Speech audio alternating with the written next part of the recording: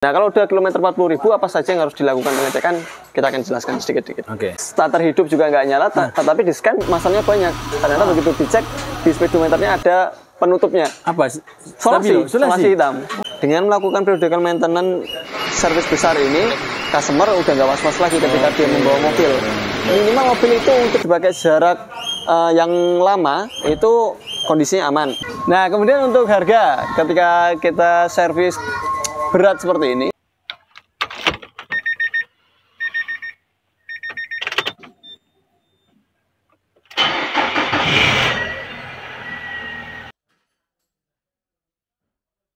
Assalamualaikum Mas Ardi. Waalaikumsalam warahmatullahi wabarakatuh. Waalaikumsalam warahmatullahi wabarakatuh, Pak Taufik dan juga Sobat Apedia. Gimana kabarnya, Pak? Alhamdulillah. Gelap nggak, Pak? Mas Ardi. Enggak gelap, Mas. Tenang, gelap, ya? Kamera kita ini sudah disentuh dengan keterangan. Keterangan cahaya. Deskripsi. Ya, Pak Taufik. Ya, Mas Gimana Ardi. kabarnya, Pak? Alhamdulillah, Mas Ardi. Ini kegiatan kawan-kawan di mobil ini semua dibongkar, Mas. Lihat. Ya. Ban depannya dibongkar, ban belakang dibongkar. Ini gimana, Mas Ardi ini? Jadi kita lagi melakukan servis besar, Pak. Servis besar? Servis emang ada servis kecil, Mas ya? Ada, servis kecil itu ya sejenis kayak ganti oli tune up. Itu kategorinya servis kecil ringan. Ya. Ada servis besar. Besar itu kita kategorikan sebagai pembongkaran semua lini. Pengecekan semua lini mulai dari kelistrikan bodi, kemudian engine, lalu kemudian kaki-kaki termasuk rem. Kayak gitu. Nah, ini di sini akan kita coba jelaskan sedikit, Pak Taufik, biar teman-teman di AHPD juga tahu bahwasanya apa saja sih kalau mobil itu di servis besar. Pengerjaannya apa saja dan di kilometer berapa. Untuk kilometer sendiri dia sekitar 40.000 km. Ini masuk kategori servis besar. Umumnya mobil-mobil yang udah 40.000 km itu jarak tempuhnya udah sekitar 2 tahun, Pak Taufik. 40.000 km ya? Ya, itu 2 tahun, kurang lebih ya. Jadi hitungannya kan kalau 6 bulan itu 10.000 kilo, 1 tahun itu 20.000, kalau 2 tahun berarti 40.000. Nah, kalau udah kilometer 40.000 apa saja yang harus dilakukan pengecekan, kita akan jelaskan sedikit-sedikit. Mulai dari mesin, Pak. Sektor mesin tentunya yang kita sebelum pengerjaan ini, maka kita lakukan dulu yang namanya scanner. Tujuannya apa? Biar kita tahu nih, sebelumnya dilakukan pembongkaran ada nggak record masalah di sensor-sensornya atau soket-soketnya. Karena jangan sampai kita, oke, ini Mas, servis besar, tapi kita nggak scan dulu. Akhirnya bongkar, ketika dikembalikan ternyata ada sensor yang nyala. Nah, kita nggak tahu nih sensornya apakah nyalanya ketika pada waktu pembongkaran tadi atau sebelumnya. Kalau kita scan dulu sebelumnya, maka kita bisa tahu, oh ini sensor misalnya oksigen, atau CKP, atau yang lainnya. Ini sudah ada sebelumnya, sudah ada record. Maka kita foto, paling nggak kita bisa tahu, customer juga bisa tahu, si pemilik kendaraan, bahwasanya mobilnya sebelumnya ada masalah atau enggak. Lah, seperti itu. Memangnya kalau dia ada scan yang dideteksi oleh komputer, itu tidak terlihat di dashboard, Mas? Ya, beberapa untuk yang sensor dia bermasalah itu nggak nyala di dashboard. Jadi di dashboard check engine nggak ada laporan. Hidup, ya, tapi begitu di scan dia ada, misalnya saja kasus-kasus seperti oksigen sensor itu ada beberapa yang dia secara scanner dia ada ditemukan tapi di check engine-nya dia nggak nyala. Seperti itu juga bisa. Atau mungkin ini, Pak, oknum. Jadi sebenarnya nyala tapi ditutup solasi. Mungkin kita beberapa menemukan sih yang dia check engine-nya ketika di on kan dia nggak nyala, di starter hidup juga nggak nyala, tapi di scan masalahnya banyak. Ternyata begitu dicek di speedometernya ada penutupnya. Apa? Solasi hitam. Nah, jadi di sana ada solasi hitam di balik layar, di balik ininya, di balik kaca. Jadi di balik kaca, di balik layar speedo. Jadi di belakangnya itu ditutup antara lampu dengan layar speedo. Nah, itu jadi keterangan trouble di engine itu nggak muncul di speedometernya. Seperti itu. Nah, itu kalau sudah kita scan, baru kita masuk ke area mesin. Umumnya mesin yang sering kali dilakukan pembersihan itu adalah pada lini throttle. Throttle ini di area sini, Pak Taufik. Jadi kalau misalnya teman-teman lihat ada box filter udara, ada air duct-nya, itu langsung menuju ke throttle. Beberapa unit masih ada yang pakai sling. Avanza lama itu masih pakai sling. Untuk unit-unit Nissan udah CCS ya, dia pakai motor ya. Sehingga yang dibersihkan adalah itu. Karena sedikit banyak kotoran yang ada di area throttle itu mempengaruhi kinerja gerak throttle. Jadi kalau dia mungkin dari sensornya pedal dia sudah mengatakan pembukaan berapa derajat, tapi ternyata si throttle-nya ada kotoran sehingga dia nggak buka secara optimal. Kita pernah jumpain Nissan Juke ketika dulu tarikannya berat. Tarikannya berat, begitu dibuka ternyata throttle-nya sangat hitam sekali. Ternyata pemilik hanya ganti oli mesin rutin, tapi dia tidak melakukan tune up. Tune up ya. Nah, kemudian setelah throttle dibersihkan, biasanya mobil-mobil yang memiliki sistem EGR pun juga kita bersihkan. Sistem EGR dibersihkan, kemudian lanjut ke area busi. Jadi busi di dalamnya itu dibersihkan. Busi koilnya dicek. Kalau pada selongsong koil, itu kan ada unit koilnya, ada selongsong yang bawah. Apabila dia ciri-cirinya sudah mulai berpelangi, maka sebaiknya dilakukan penggantian. Kayak gitu. Tapi kalau misalnya dia nggak ada pelangi, nggak perlu diganti, nggak apa-apa. Tapi kalau udah berpelangi, ganti. Nah, untuk busi sendiri, rata-rata kalau untuk yang busi yang dia platinum dan iridium berbahan, itu dia tidak perlu ganti di kilometer 40.000 karena dia bisa sampai 100.000 km. Kayak gitu. Tapi kalau untuk yang tipe-tipe busi-busi biasa, itu sebaiknya diganti di kilometer 40.000. Lalu kemudian di area injektor Pak Taufik, kita lakukan pembersihan injektor cleaner. Injektor itu dibersihkan supaya dia apa? Ketika dia ada sumbatan dari ini bahan bakar yang lolos dari filter, kotoran bahan bakar yang lolos dari filter, kemudian dia menyumbat di injektor, maka injektornya bisa dibersihkan sehingga terjadinya pengkaburan itu lebih sempurna. Nah, umumnya kalau udah dilakukan pembersihan injektor cleaner, tarikan mesin lebih responsif, tapi beberapa pengendara yang memang dia masih menggunakan mode kabel, mode mengemudi yang lama, jadi terlalu dalam injak gasnya, rata-rata terasa boros. Oh iya betul. Nah, karena tarikannya bagus, ini enteng ya. Tarikannya enteng, akhirnya dia keenakan injek gas sehingga terasa boros. Sehingga ketika kita habis tune up, sebisa mungkin cara mengendara kita juga bedakan dikoreksi dikoreksi supaya nanti mendapatkan bahan bakar yang irit. Karena kalau dia peka nih, ternyata mobil digas pembukaan cuma berapa derajat saja itu sudah ngacir. Kayak gitu. Akhirnya kalau dia masih menggunakan cara medal yang lama, bahan bakar yang disemprot akan terasa lebih boros. Nah, ini adalah efek samping dari ketika kita membersihkan injektornya. Seperti itu. Lalu kemudian di area yang sini ada filter udara. Filter udara tentu dilakukan penggantian, Pak. Tergantung juga sih. Kalau dia filter udaranya kondisinya masih bagus, kemudian cara mengecek filter udara itu adalah kondisi celah-celah seperti ini, Pak Taufik. Ini dimasukkan jempol, kemudian ditarik seperti ini, dia masih fleksibel. Karena kan beberapa ketika dia mungkin terlihat bersih, tapi ketika dia dimasukkan seperti ini, kemudian ditarik seperti ini, dia pecah. Pecah itu maka dia harus dilakukan penggantian. Ini kalau untuk harganya sekitar 128.000.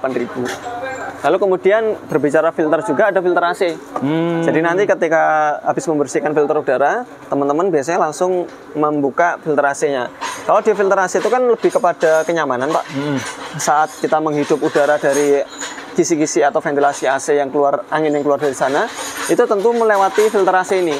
Kalau dia filter AC-nya not good atau hitam atau dia bahkan sampai yang berlendir ya, itu sebaiknya langsung diganti saja karena modelnya dia kasa seperti ini. Ketika dia dibersihkan ya nggak optimal.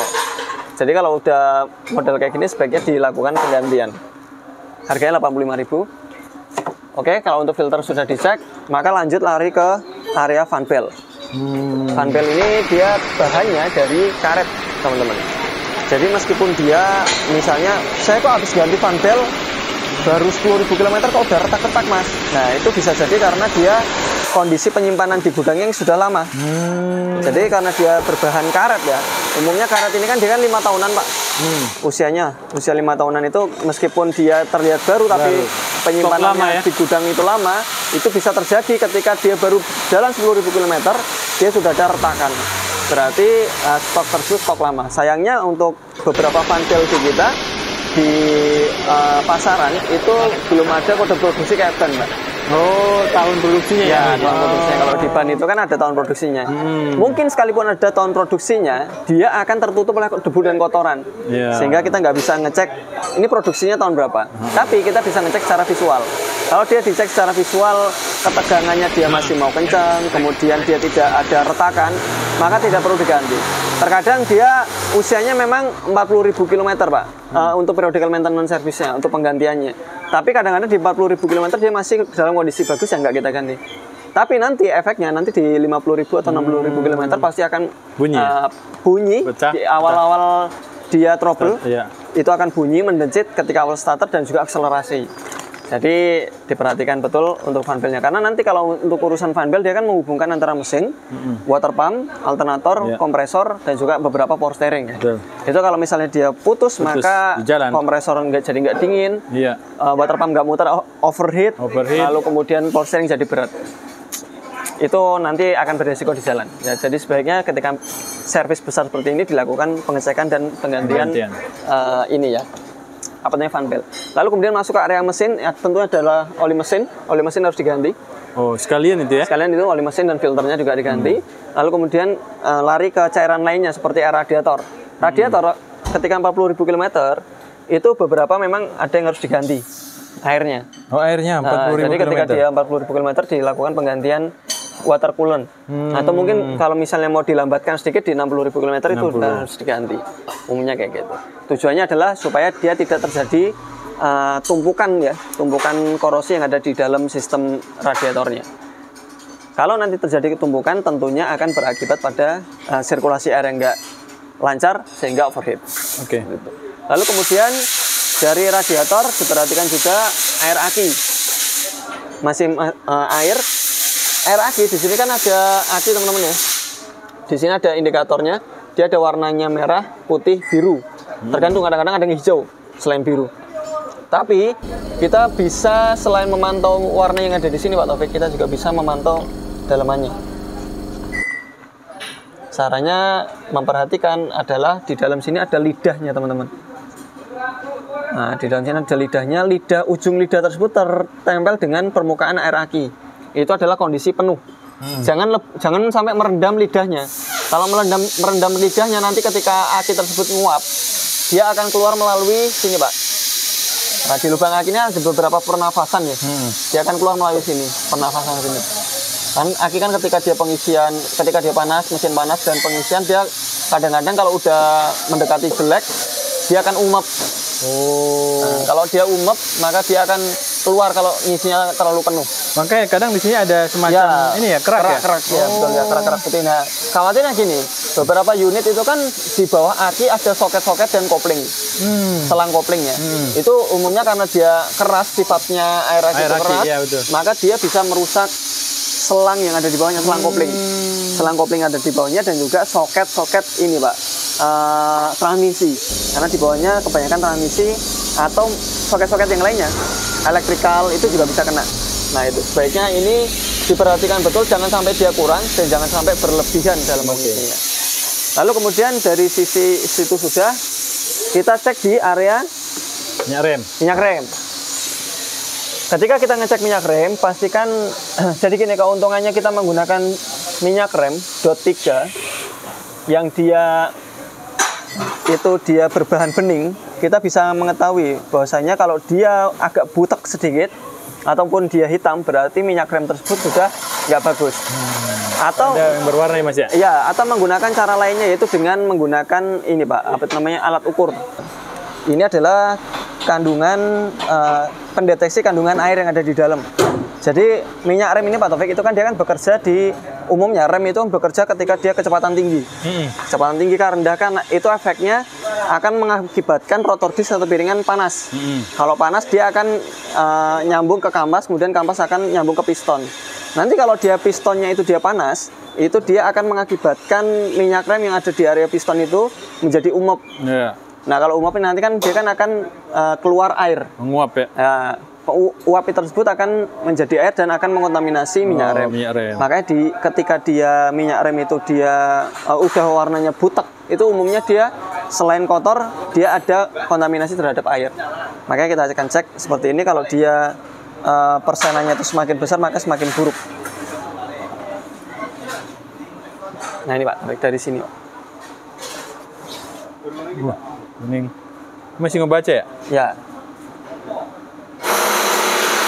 Nah, Kalau dilihat dari warnanya, ini dia sudah berwarna merah.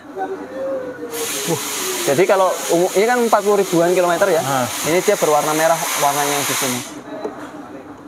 Jadi kalau udah merah itu not good Pak, tapi. Oh ya? Ya.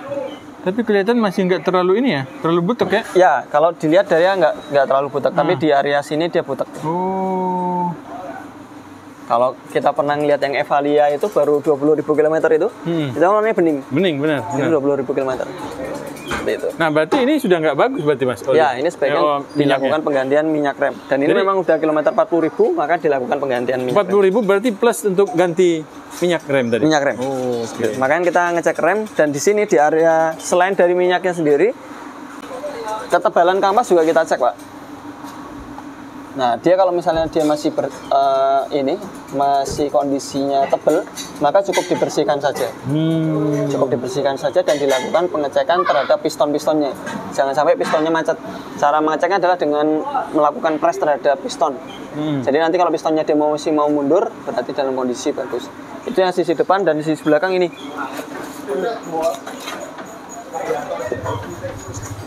Nah, ini dia kalau kondisi seperti ini dia masih tebal Pak Taufik. Umumnya dia daerah sini yang tipis. Bawah. Sisi bawah tipis. Nah, ini kan ada master rem ya. Sekarang ngecek masternya ini bagus atau enggak. Ini ada karet pelindung debu. Ini dilakukan pembukaan. Nah, kalau dibuka gini dia minyak remnya nggak keluar, berarti seal di dalamnya dia tidak bocor. Tapi kalau biasanya kalau dibuka kayak gini dia keluar minyak remnya, berarti sealnya di dalam bocor.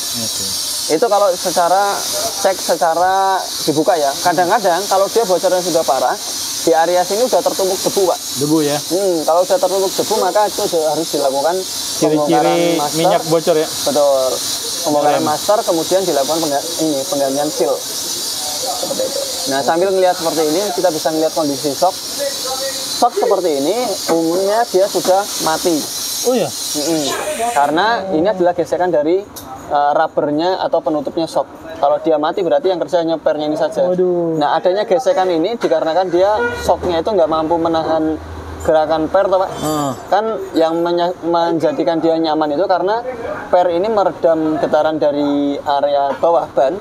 Kemudian ini meredam getaran dari per supaya pernya nggak ngayun terus. Nah, kalau dia udah mati, pernya akan ngayun terus. Akhirnya ini akan bergesekan dan ini akan terlihat seperti aus. Seperti itu. Ini kalau dibuka, kita pernah membuat video yang cara mengecek shock itu. Nah, itu kelihatan dari sana. Kalau udah dibuka, dia kondisinya ditekan itu empuk, kemudian dia nggak mau balik, berarti shocknya mati. Seperti itu. Tapi di sini tidak dilakukan penggantian ya? Nggak dilakukan penggantian. Catatan pasti. Catatan ya? Karena kita melakukan periodical maintenance yang 40.000. Oke. Terus apa lagi Mas? Nah, kemudian dari sisi depan kita perhatikan juga kondisi ketika kita buka kap mesin seperti ini, lakukan IPDMR. Jadi kalau untuk IPDMR membantu cek kelistrikan bodi. Intinya adalah kondisi seperti ini kita ngecek manual aja juga bisa Pak. Ngecek lampu kotanya, lampu sennya, lampu kepala utama, fog lamp, jauh dekat, lampunya kita cek. Kalau dia ada yang mati, maka dilakukan penggantian. Begitu. Karena lampu isyarat mobil ketika dia berkendara. Oke. Nah, lalu ketika kita buka seperti ini, kap mesin, kita perhatikan juga stopper-stopper yang ada di sana. Ini ada stopper ya. Ini kalau stopper kan dia kan dekat bersinggungan dengan mesin, dia akan terasa panas. Makanya kalau dia stopper ini dia sudah mulai hancur, kap mesin ini akan timbul bunyi. Kalau timbul bunyi nanti kan dia kan nggak rapat. Yang kalah ininya Pak, locknya. Karena dia akan gerak-gerak terus. Seperti itu. Oke, nah sambil kita buka kap mesin juga perhatikan di sini ada AC. Ini kenyamanan. AC ini kita buka. Ini kalau dia di sini di area sini ada oli yang menempel, maka dia ada kebocoran. Kalau untuk ini dia kering. Ini pantau ini kering. Lalu kemudian tadi menyinggung masalah aki ya, kita juga cek ini Pak, pengisian. Selain ngecek kondisi aki, jadi standby-nya berapa, voltage drop-nya berapa, saat pengecasan dia berapa. Voltage drop, pengisian atau standby ya, standby itu arus normalnya adalah 12 volt.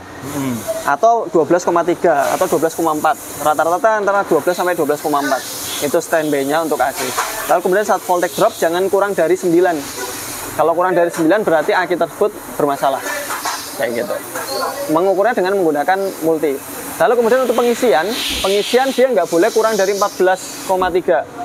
Kalau dia kurang dari segitu, biasanya dia kurang cas, atau mungkin kalau lebih dari 14,3 itu biasanya overcharge.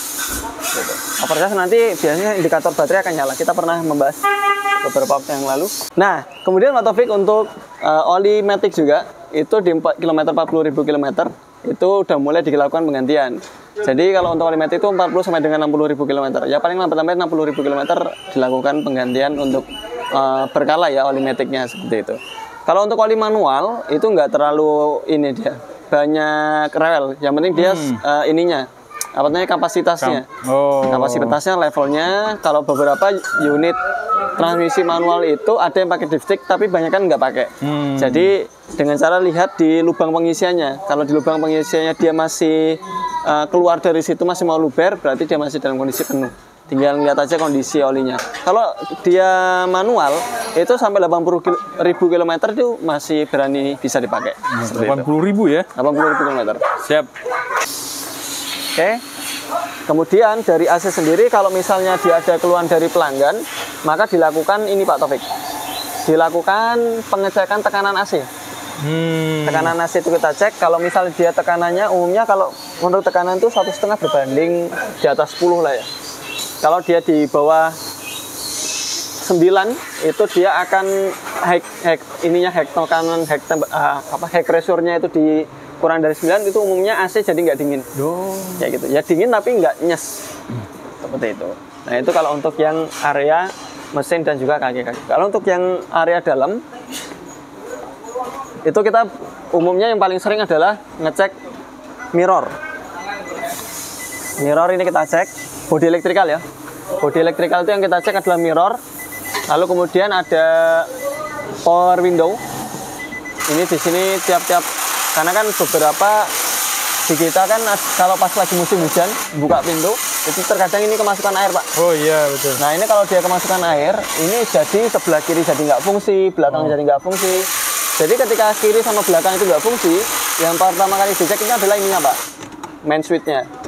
Jadi jangan langsung masuk ke sebelah sana. Oh, cek main switch dulu yang utama ya? Ya, apakah dari main switch-nya dia arusnya bagus, yang keluar masuk ke sana, yang keluar ke arah asisten atau ke belakang. Kalau dia misalnya nggak bagus, berarti permasalahannya di sini. Tapi kalau dia bagus, cek switch asisten. Kalau switch asistennya bagus, berarti motor yang kena. Oke. Itu. Lalu kemudian untuk ini, untuk area speedo ya, paling kita lakukan pengecekan kilometer saja. Pengecekan kilometer, kemudian lampu-lampu ketika dia di lampu kota, dia indikator ini nyala. Lalu kemudian untuk area AC, itu paling kita ngecek hembusan. Kalau hembusan itu tergantung juga dari filter AC-nya. Ya. Jadi kalau filter AC-nya dia udah jelek Pak Taufik, itu biasanya evaporatornya juga udah jelek. Umumnya ya. Kita ngecek filter AC, kita tarik, ini jelek nih. Ketika kita cek intip evaporatornya, evaporator tersebut dia mengalami yang namanya buntu. Jadi kalau buntu kita putar berapapun kecepatannya, dia akan suaranya itu gemuruh di dalam dashboard, tapi anginnya nggak keluar. Oke, sedikit keluarnya. Ya, kalau udah kayak gitu, udah masuknya adalah udah bukan periodical maintenance service, tapi udah general repair. Kalau general repair kita harus lakukan yang namanya approval dulu ke customer. Nah, kemudian untuk harga, ketika kita servis berat seperti ini, servis besar ya, itu kan dia kilometer 40.000 km. Itu kalau untuk biaya ininya jasanya saja Pak Taufik, itu kurang lebih sekitar 400 sampai dengan 600.000. Itu jasanya toh. Nah, mungkin kalau ditambahkan dengan yang tadi kita sudah sebutkan, yang bukan penggantian ini ya, di luar periodical ya Pak ya. Itu misalnya seperti tadi oli mesin, kemudian oli matic, lalu kemudian ada fan belt, filter udara, filter AC, lalu kemudian misalnya ini minyak remnya kita ganti dan coolant diganti, itu kurang lebih sekitar habis-habisnya 1.600.000 sampai 2.500.000. 2.500.000 itu partnya saja ya? Ya itu di luar, sudah termasuk jasa termasuk jasa. Oke, baik. Jadi 40.000 kilometer 2 tahun ya? Iya, 2 tahun. 2 tahun itu mobil untuk perawatan internal periodical maintenance-nya ya. Interval periodical maintenance yang untuk 40.000 kilometer itu ya kurang lebih sekitaran 2.500.000-an itu tadi. Oke. Mas Ardi, apa yang didapatkan dengan proses servis di 40.000 kilometer ini? Setelah itu apa yang didapat oleh customer? Oh ya, tentunya kalau untuk ini ya perjalanan, misalnya kita satu saja ambil contoh ya, kayak fan belt. Drift belt itu kan dia kan kalau udah retak-retak maka dia akan bunyi. Kemudian nanti kalau dia dipakai buat perjalanan jauh, umumnya ketika dia buat akselerasi dia akan bunyi. Dengan melakukan periodical maintenance servis besar ini, customer udah nggak was-was lagi ketika dia membawa mobil. Minimal mobil itu untuk dipakai jarak yang lama itu kondisinya aman. Kita nggak was-was. Kemudian kalau misalnya mau dipakai jarak yang jauh, itu pun juga aman karena untuk dari segi rem, kemudian mesin itu sudah dilakukan pengecekan berkala. Nah, tinggal nanti ketika kita bongkar seperti ini, Pak Taufik, ini kan rem kan kita buka ya. Tinggal nanti kayak kaki-kaki mulai diintip. Kita kan sering ngecek kaki-kaki ya, mulai dari tadi shock belakang sudah kita sebutkan. Kemudian di depan sini kita bisa ngintip nih Pak Taufik. Ini di sini ada bushing. Nah, bushing-bushing ini kan masih rapat-rapat ya. Biasanya kalau 40.000 km bushing-bushing masih aman. Gitu. Kemudian shock. Nah, ini dia karet ininya dia masih tinggi di atas. Dia kadang kalau karetnya pecah dia kan melorot ya, turun ke bawah. Seperti itu. Kemudian selain itu, nah ini di as roda sini Pak Taufik, ini ada karet boot. Nah, karet boot ini pun juga bisa kita intip kondisinya. Betul ya. Itu Pak Taufik. Baik, Mas, dengan kita melakukan proses cek periodical maintenance seperti ini, apakah ini termasuk menjadi cara kita untuk mobil lebih awet? Betul. Sebenarnya kalau untuk bicara awetnya, iya. Maksudnya ini Pak Taufik, dia nggak terjadi trouble di jalan. Kita harapkan seperti itu. Iya. Nah, minimal kita nggak was-was saja ketika kita di jalan seperti itu. Dan untuk misalnya gini, kayak kita ngecek kampas, dengan kita melakukan cek rem 4 roda, periodical maintenance seperti ini, kalau kampasnya dia udah ketahuan tipis, maka kita bisa mengganti tepat pada waktunya. Jadi belum sempat kampas tersebut habis dan memakan piringan cakram, rotor, atau mungkin trommel yang ada di belakang, itu dia sudah diganti. Sehingga untuk keawetan rotor disk itu tentu jauh lebih panjang. Lalu kemudian di belakang sana kalau misalnya seal tersebut ada kebocoran, itu kan pasti kan minyak remnya akan membuat kampasnya menjadi basah. Kalau kampasnya basah karena ada minyak remnya, maka kampas bisa saja copot atau lepas dari ininya, bracketnya kampas. Nah, ini juga menjadi keuntungan buat customer kalau dia misalnya melakukan servis besar ketika sudah 40.000 km. Jadi ibaratnya ini ya untuk step 40.000 km ke depan berikutnya, lagi udah nggak pusing memikirkan. Dengan 2.500.000 ya, dengan 2.500.000 pemilik kendaraan itu merasa lebih nyaman ya. Jadi dan sudah mengetahui lebih dulu apa kira-kira yang memang sedang waktunya diganti. Iya, harus diganti. Baik, seperti itu Pak Taufik. Mas Ardi, pertanyaan terakhir nih. Untuk kawan-kawan yang berminat untuk melakukan proses 40.000 km servis, itu langsung datang ke AHA atau harus melalui Ya, umumnya pesan? Karena dia pengerjanya itu memakan waktu yang cukup lama, Pak Taufik ya. Sebaiknya booking dulu. Jadi booking dulu, kemudian nanti kalau udah dapat waktunya harinya, itu datang di pagi hari jam 8. Supaya nanti ketika kita selesai pengerjaan ini, kita kan pasti ada tes jalan, Pak. Setelah tes jalan QC pas. Nah, ketika nanti tidak ada trouble tambahan, maka mobil tersebut bisa selesai tepat pada waktunya. Jadi tidak hanya scan ya, tapi tes jalan juga. Tes jalan juga. Kalau misalnya nanti ada tambahan ketika habis dites jalan, kemudian kok misalnya gini, habis tes jalan kecepatan di atas 100, direm getar. Nah, itu kan ada faktor lain. Seperti ini, piringannya yang udah bergelombang. Piringan bergelombang, atau mungkin ketika kita tes jalan kemudian terdengar suara bunyi-bunyi baik itu kaki-kakinya, nah itu nanti kita bisa lakukan approval tambahan gitu. Sehingga sarannya datangnya pagi-pagi ketika sudah mendapatkan booking. Semoga video ini bermanfaat buat kita semuanya. Terima kasih. Assalamualaikum warahmatullahi wabarakatuh. Waalaikumsalam warahmatullahi wabarakatuh.